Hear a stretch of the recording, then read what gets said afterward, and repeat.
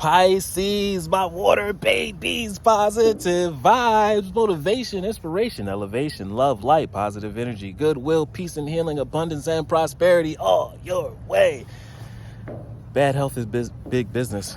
I'm here to put them out of business. Head swelling, PTSD, stroke, anxiety, depression, mental illness, physical illness is at an all-time high, plaguing us at the age of an all-time low. I'm here to heal that with my Fountain of Youth technique. But first, your word of the day. We have balance. This has been the theme of the week for us because we've been getting that back-to-back balance. Mind, body, and spirit.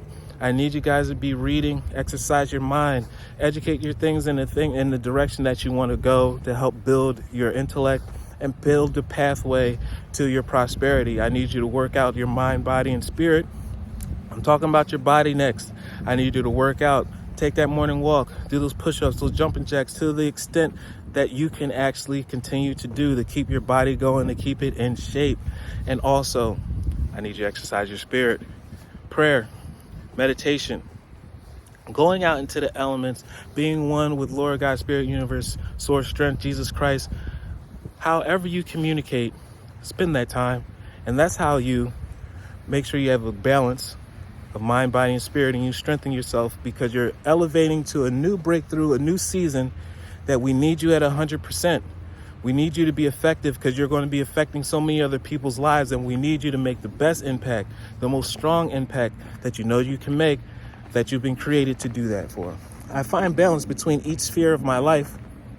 I am the master of my daily life.